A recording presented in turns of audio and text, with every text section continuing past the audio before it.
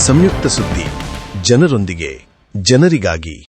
ಯಾವುದೇ ಒಂದು ಕಾರ್ಯಕ್ರಮ ಆಗಿರಲಿ, ಯಾವುದೇ ಗ್ರಾಮದ ಜನರ ಒಂದು ನಿರ್ಣಯ, ಅವ್ರಿಗೇನು ಯಾರಿಗೆ ಕರಿಬೇಕು ಯಾರಿಗೆ ಬಿಡಬೇಕು, ಇದು ದೇವಸ್ಥಾನದ ಎಲ್ಲಾ ಸಮಾಜದ ದೇವಸ್ಥಾನದ ಉದ್ಘಾಟನಾ ಸಮಾರಂಭದಲ್ಲಿ ಇವತ್ತು ಯಾರಿಗೆ ಕರಿಬೇಕು ಯಾರಿಗೆ ಬಿಡಬೇಕು ಅಂತಕ್ಕಂಥದ್ದು ಅವ್ರು ಊರವ್ರು ನಿರ್ಣಯ ಮಾಡ್ತಾರೆ.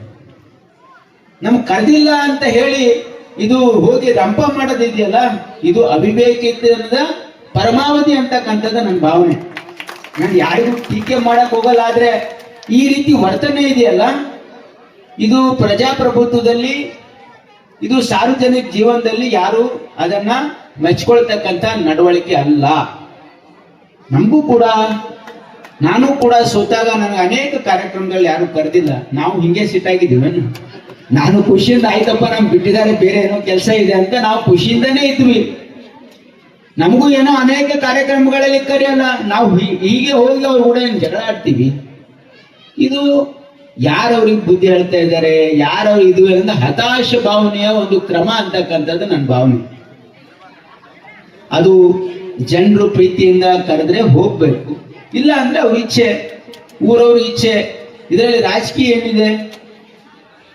ನಾವು ಜನರನ್ನು ನಮಗೆ ಯಾಕೆ ಕರೀತಾರೆ ಜನ ಅಂದ್ರೆ ನಮ್ಮ ನಡವಳಿಕೆ, ನಮ್ಮ ಆಚಾರ ವಿಚಾರ ಸರಿ ಇದ್ರೆ ಕರೀತಾರೆ.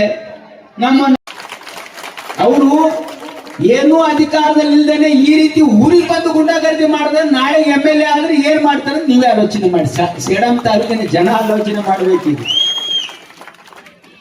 ಅವರಿಗೆ ನಮ್ಮ ಕಾರ್ಯಕ್ರಮ ಕರೆದಿಲ್ಲ ಅಂತೇಳಿ ಬಂದು ಊರವರಿಗೆ ಪೂರ್ತಿ ರಂಜೋಳ ಗ್ರಾಮಕ್ಕೆ ಬೆದರಿಸ್ತಕ್ಕಂಥ ಪ್ರಯತ್ನ ಮಾಡ್ತಾ ಇದ್ದಾರೆ ಅವರು.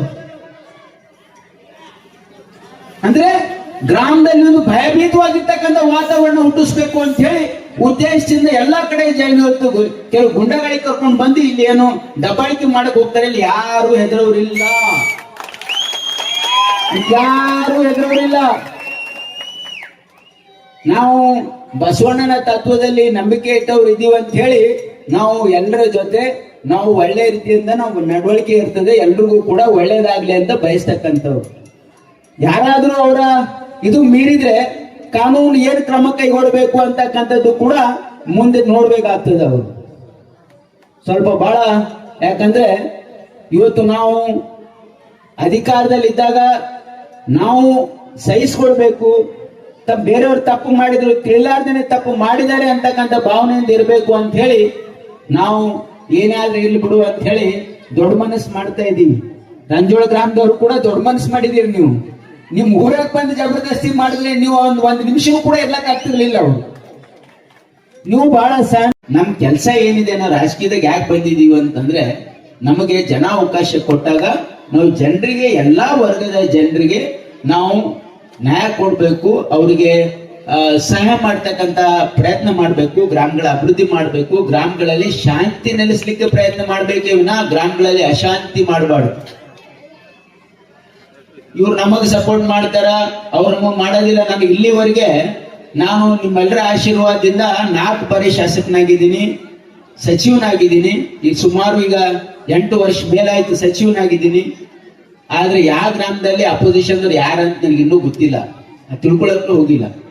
ಯಾವ ಗ್ರಾಮದಲ್ಲಿ ನಮ್ಗೆ ಯಾರು ಅಪೋಸ್ ಮಾಡ್ತಾರೆ ತಿಳ್ಕೊಳಕ್ಕೂ ಹೋಗಿಲ್ಲ. ಯಾಕಂದ್ರೆ ನಮ್ಗೆ ದ್ವೇಷ ಭಾವನೆನೇ ಇಲ್ಲ. ಅವ್ರು ಏನೋ ಪಾಪ ಅವ್ರಿಗೆ ಏನೋ ತಿಳಿದಿದೆ, ಯಾರು ಸಪೋರ್ಟ್ ಮಾಡ್ತಾರೆ ಯಾರು ಮಾಡಲ್ಲ, ಆಗ ಅವ್ರಿಗೆ ಬಿಟ್ಟಿದ್ದು. ಹಾಗಾಗಿ ಯಾರ ಮೇಲೂ ಕೂಡ ನಾವು ದ್ವೇಷನೂ ಮಾಡಕ್ ಹೋಗಿಲ್ಲ, ಯಾರ ಮೇಲೂ ನಾವು ಯಾವುದೇ ಒಂದು ಕೆಟ್ಟ ಭಾವನೆಯಿಂದ ನೋಡಕ್ ಹೋಗಿಲ್ಲ. ಅವ್ರು ಏನಾದ್ರೂ ಗುಂಡಾವರ್ತನೆ ಮಾಡಿದ್ರೆ ಅದಕ್ಕೆ ಕಡಿವಾಣ ಹಾಕಿದೀವಿ. ಯಾಕಂದ್ರೆ ನಮ್ಮಲ್ಲೊಂದು ಪಾಲಿಸಿ ಇದೆ, ನಾವು ಯಾರ ತನೂ ಹೋಗಲ್ಲ, ಅದು ನಮ್ ತನ ಬಂದ್ರೆ ಬಿಡಲ್ಲ. ಅಂದ್ರೆ ಜನರ ತನ ನಮ್ ತನ ಅಂತ ಯಾರು ಬರಲ್ಲ.